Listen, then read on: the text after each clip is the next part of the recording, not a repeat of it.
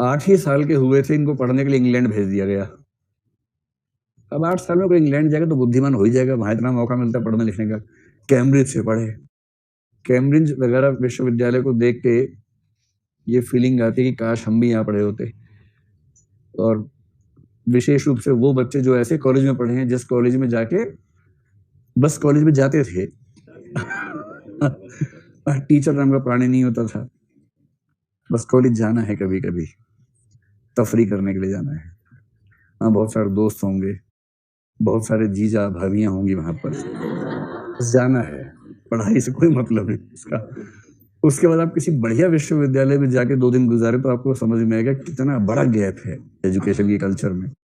तो Cambridge, Oxford तो दुनिया के बेस्ट इंस्टीट्यूशन एक दौर में रही ही हैं, ये उसी दौर की बात है, ये वहां पढ़े तो पढ़ते पढ़ते बुद्धिमान व्यक्ति हो गए। उसके बाद फिर ये भारत वापस आए और इस बीच में आईसीएस का एग्जाम दिया, आईसीएस में पास हो गए। आईसीएस में पास होकर ये जो बड़ौदा राज्य था उसकी नौकरी में चले गए। तो वहां के आईएएस समझ लीजिए, बड़ौदा राज्य में, मतलब बड़ौदा काडर में आईएएस समझ लीजिए, ठीक है। और वहां 10 साल तक इन्होंने काम किया, तो कलेक्टर जैसी नौकरियां कुछ इन्होंने निभाई वहां पर। तब सोचिए कोई व्यक्ति पढ़ने में इतना अच्छा है, कैम्ब्रिज में पढ़ के आया है, फिर कलेक्टर हो गया है। बड़ौदा में 10 साल रहते रहते इनका पढ़ाई लिखाई में और इंटरेस्ट पैदा हो गया, दर्शन पढ़ने में, विशेष रूप से भारतीय दर्शन पढ़ने में बहुत इंटरेस्ट आ गया। और जैसे भारतीय दर्शन पढ़ना शुरू किया, इनको लगने लगा कि अब जाके जीवन का सार मेरे हाथ में लगा है। इनको ये फील होने लगा।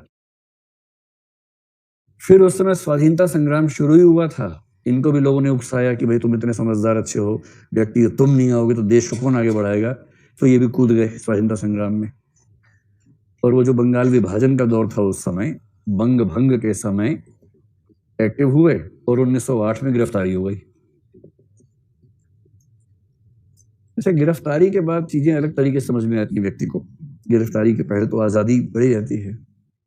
अभी जो 4 मुजरिम हैं जिनको फांसी होने वाली है, उस समय जो हरकतें कर रहे थे, अब देखिए छटपटाहट कि किसी तरह से 2 दिन और खींच लें, 4 दिन और खींच लें, ये सब चल रहा है। जेल में होना मजाक छोड़ना है, सारी स्वाधीनताएं खत्म हो जाएं, कितना मुश्किल काम है। 1908 में गिरफ्तार हुए। कुछ बातें इतिहास पर्दा डाल के रखता है, तो मैं ही पर्दे में रखूं तो ठीक है। 1910 में छूट गए। अब ये मत पूछना क्यों छूट गए, क्योंकि अपराध साबित नहीं हो पाया। तो भारत में ना अपराधी ज्यादा कॉन्फिडेंस में रहता है न्याय व्यवस्था को लेकर। सारे अपराधी बोलते हैं मुझे न्याय व्यवस्था पूरा विश्वास है, मुझे पूरा विश्वास है कि यहां भी फेल होंगे ये लोग और मैं बच जाऊंगा। जब छोटे ओवैसी ने एक स्पीच दी, हेट स्पीच दी कुछ साल पहले, आपने सुना ही होगा, तो उसके बड़े भाई ओवैसी जो हैं वो फिर भी लॉ की अच्छी पकड़ रखने वाला आदमी है। उसका एक इंटरव्यू हुआ यही आपकी अदालत में, तो एंकर ने पूछा रजत शर्मा ने कि आपके छोटे भाई ने ऐसा भाषण दिया, आपको खराब नहीं लगता है, कितना बड़ा देशद्रोह, ये वो फलाना ठिकाना। बोले मैं इस पर कुछ नहीं कहूंगा, मामला अदालत में है और मुझे देश की न्याय व्यवस्था पर पूरा विश्वास है। बोले क्या विश्वास है? बोले मुझे पूरा विश्वास है। वो वीडियो डॉक्टर्ड है, वो वीडियो ओरिजिनल नहीं है, किसी ने उसको बना के पेश कर दिया है, वो गलत वीडियो है। और मुझे देश की कानून व्यवस्था पर पूरा विश्वास है कि वो इस बात को समझेगी कि वीडियो गलत है। वो सही साबित हुआ लगभग। और अभी कल क्या किया, अनुराग ठाकुर ने वही स्टेटमेंट दोहरा दी है बिना उसका रेफरेंस दिए। उनसे किसी ने पूछा आपने नारा लगाया था देश के गद्दारों को डैश डैश डैश डैश, तो बोले नहीं मैंने नहीं लगाया था, वीडियो डॉक्टर्ड है, मैं कुछ बोलूंगा नहीं क्योंकि मामला अदालत में है और मुझे देश की न्याय व्यवस्था पर पूरा विश्वास है। अब तो मुझे इस वाक्य से खौफ हो जाता, कोई कहे मुझे कानून व्यवस्था पूरा विश्वास है, मुझे उस पर भरोसा नहीं होता उसके बाद कि ये जो बोल रहा है ना ये कुछ गड़बड़ आदमी है, ऐसी बात बोल रहा है। तो कुछ ऐसा ही हुआ था इस केस में भी। कुछ नहीं, एक गवाह की मौत हो गई बाई चांस, जो प्रोसिक्यूशन का गवाह था, मतलब जो इनके खिलाफ गवाही देने वाला व्यक्ति था राज्य की ओर से, पता नहीं कैसे उसकी हत्या हो गई। हो जाता है, ऐसे क्या है। और फिर एक संयोगी था कि जो व्यक्ति जज था इस मामले में वो ICS में इनका बैचमेट था। ये भी संयोग की बात है, कोई खास बात नहीं है। जो भी हुआ, बहरहाल जो भी हुआ, हम शक नहीं कर सकते। इतने महान व्यक्ति पे शक करना खुद छोटा हो जाना है, हम शक नहीं करेंगे। मैंने तो रेफरेंस में बताया कि ऐसी बातें कुछ मूर्ख लोग कहते हैं, हमें ऐसी बातों पर ध्यान नहीं देना चाहिए एकदम।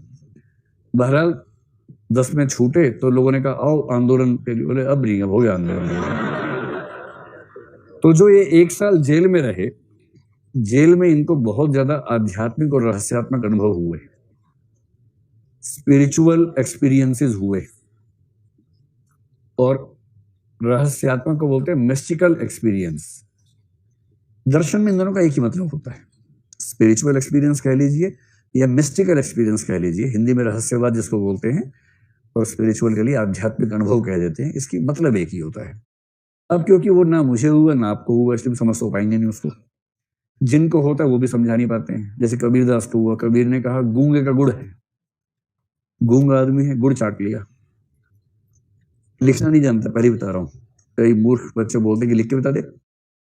तो गूंगा आदमी है, गुड़ चाट लिया है, गुड़ पहली बार चाट के बोरा गया है एकदम, इतना चाटा गुड़। उसके बाद लोगों को बताना चाह रहे कि आज मैंने क्या चाटा है, मजा आ गया है, इतना बढ़िया टेस्ट था।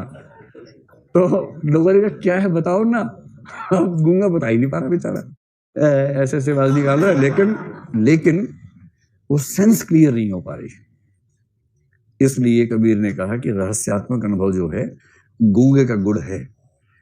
जैसे गूंगा गुड़ खाने के बाद कितनी भी कोशिश करे बता नहीं पा रहा कि कैसा अनुभव था, वही स्थिति होती है। और ये बात दुनिया के सारे रहस्यवादी कहते हैं कि इसको बताया नहीं जा सकता।